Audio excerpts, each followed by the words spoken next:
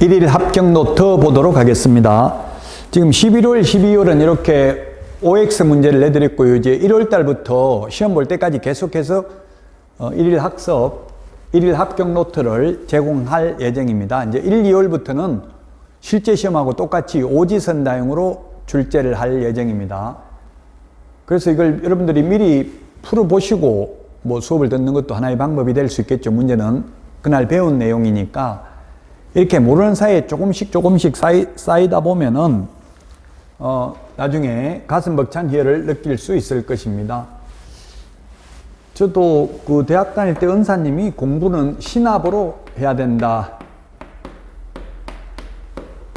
즉, 이 공부하는 것은 밑빠진 독에 물 붓기다. 이런 말을 하더라고요. 밑빠진 독이, 지금 그때는 이해가 안 되는데, 밑빠진 독에 물 붓기다. 이게 뭐냐면, 여러분들은 다 구멍이 나 있습니다. 연세가 많이 들수록 구멍이 더 크게 나 있겠죠. 지금 아무리 물을 쏟아부어도 이게 다 빠져버리고 시험 볼 때까지 가지 않습니다. 그래서 물기만 안 나르도록 한 방울 한 방울 떨어뜨리다가 나중에 9, 10월 돼서 물을 쏟아부어서 물이 넘쳐났을 때 합격할 수 있겠죠.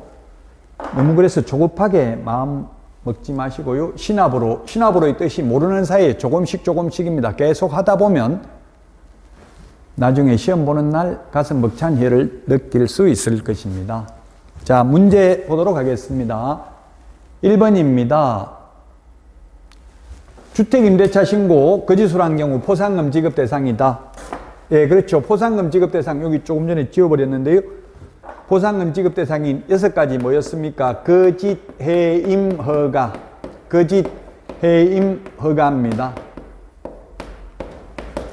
거짓으로 부동산 거래 신고한 경우, 거래하지도 않았는데 거짓으로 해제 신고한 경우, 해제되지도 않았는데 거짓으로 해제 신고를 한 경우, 임대차 신고 거짓으로 한 경우, 이거죠, 이거. 임대차 신고 거짓으로 한 경우, 예, 포상금 지급 대상입니다. 맞습니다.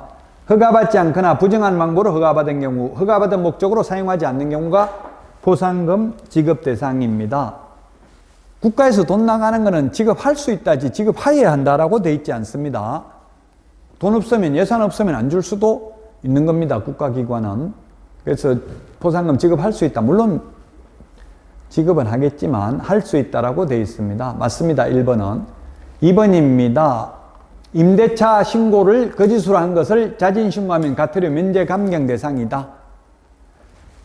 맞습니다.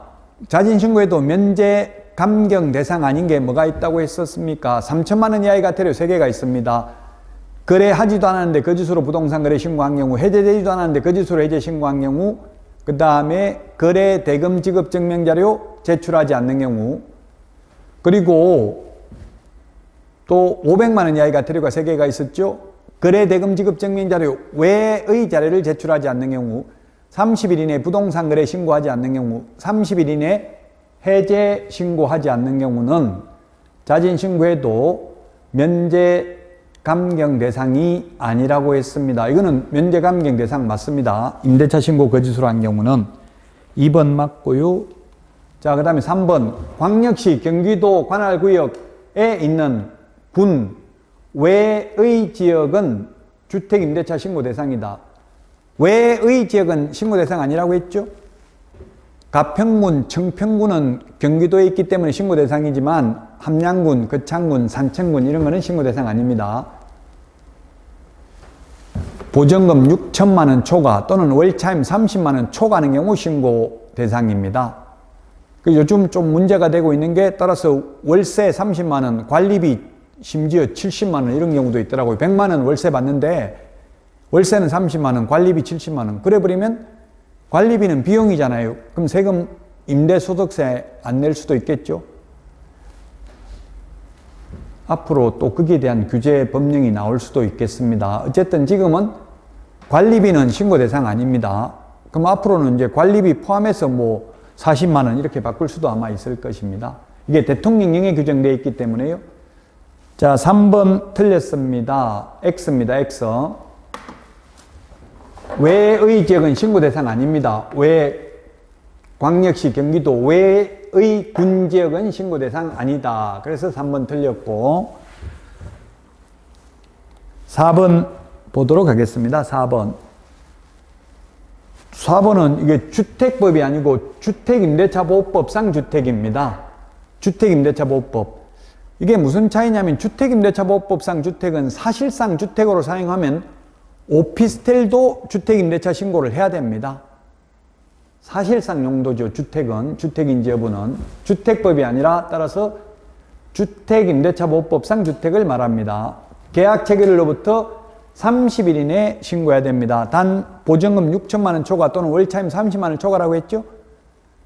보증금 6천만 원 초과 또는 월차임 30만 원 초과되어도 경기도 광역시 외의 군지역은 신고 대상이 아니다. 거의 군지역은 투기 대상이 아니잖아요. 그러나 광역시에 있는 군, 울산광역시 울주군, 대구광역시 달성군, 인천광역시 옹진군, 강화군은 신고해야 됩니다.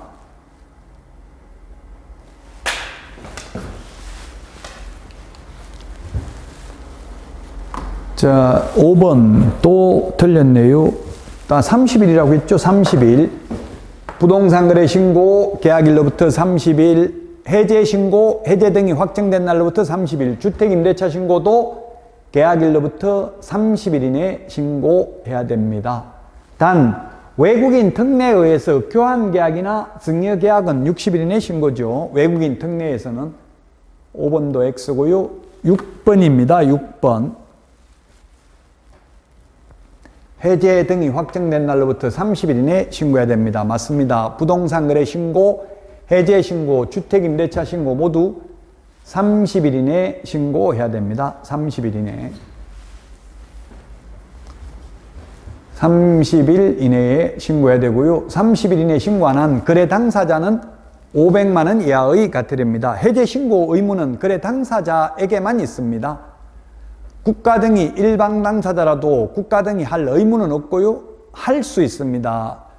중개거래인 경우 개업공개사가 해제 신고할 수는 있습니다. 안 하더라도 개업공개사가 처벌받지는 않습니다. 왜냐하면 무효 취소 해제 이거는 몇 년이 지나서 될 수도 있습니다. 판결에 의해서. 무효 소송, 취소 소송을 해가지고 3년 후에 취소될 수도 있죠. 그럼 개업공개사가 남의 계약을 3년 동안 관리할 수는 없잖아요. 그래서 해제 신고는 거래 당사자에게만 있다. 부동산 거래 신고는 중개거래면 개업공개사에게 있죠.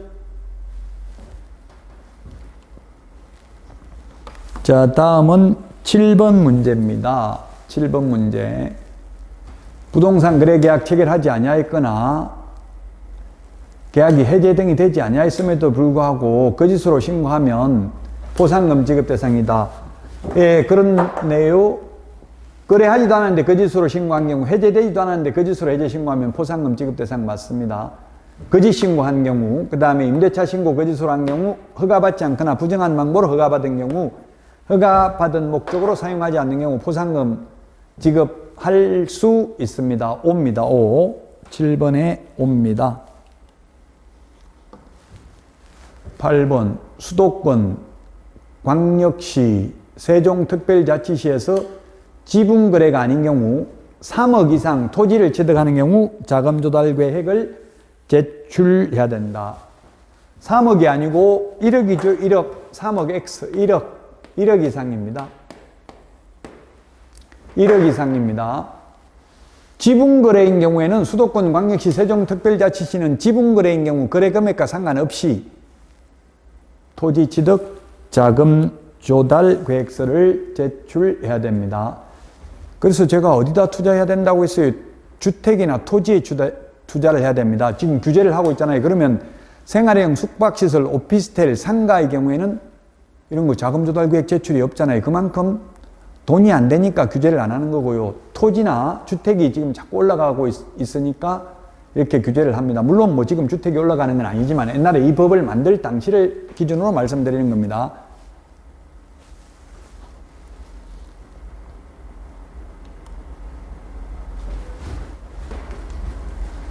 자, 9번입니다. 9번. 9번인데요. 계약 체결하지 아니하였음에도 불구하고 거짓으로 신고한 경우는 3천만 원 이하의 과태료입니다. 3천만 원 이하의 과태료.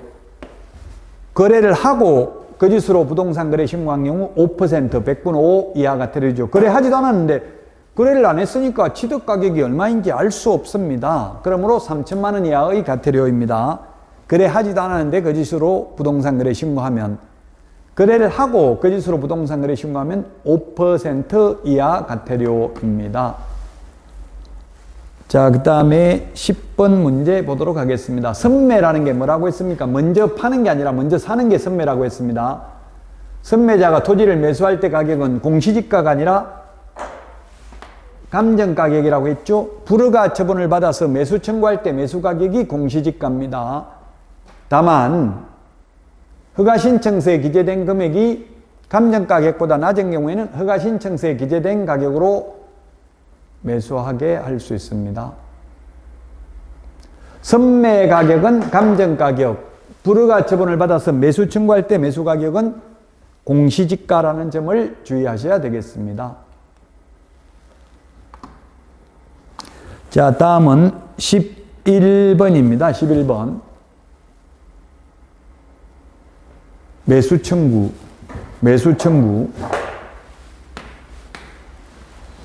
2개월이 아니고 1개월입니다. 1개월이 5번 나옵니다. 매수 청구.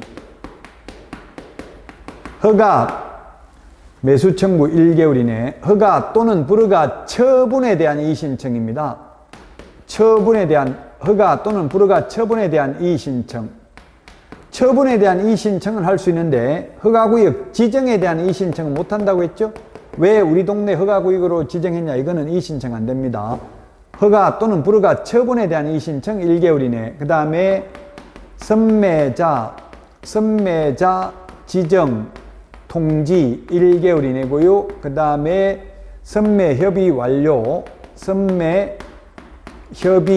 완료 1개월이냅니다. 그 다음에 선매협의 완료 조서 제출, 선매협의 완료 조서 제출도 1개월이내 해야 됩니다. 그러나 이행강제금 부과에 대한 이의신청은 30일 이내라고 했습니다. 이행강제금 부과에 대한 이의신청은 30일 이내입니다. 매수 청구를 받은 시장군수구청장은 국가지자체, 한국토지주택공사, 공공기관, 공공단체로 하여금 매수할자를 지정하여 매수할자로 하여금 예산의 범위 안에서 감정가격이 아니라 공시지가를 기준으로 매수하게 해야 됩니다. 불허가 처분을 받아서 매수 청구할 때 매수가격은 공시지가, 선매가격은 감정가격이라는 걸 꼭 기억하시기 바랍니다. 지금 불허가 처분을 받아서 매수 청구하는 것은 누가 더 불리합니까? 지금 팔 사람이 못 팔아서 매수 청구하는 거잖아요. 그러니까 매도자 우위입니다. 그래서 낮은 가격으로 매수를 하고요. 매도자 우위가 아니고 매수자가 우위네. 매수자. 살 사람이 낮은 가격으로 사고, 선매는 팔 사람이 이미 1억에 팔기로 정해져 있는데 한국토지주택공사가 8천만 원에 사겠다 하면 안 팔겠죠? 그래서 감정가격, 선매가격은 감정가격, 불허가 처분을 받아서 매수 청구했을 때 매수가격은 공시지가라는 점을 기억하시기 바랍니다. 새로운 일을 시작하는 용기 속에 당신의 천재성과 능력과 기적이 모두 숨어 있다. 괴테의 말입니다. 서울 연세법학원 네이버 카페 그리고 네이버 밴드에 더 많은 자료 있으니까요. 여러분들 회원가입해서 활용하시기 바랍니다. 다음 주에 건강한 모습으로 찾아뵙겠습니다. 수고하셨습니다.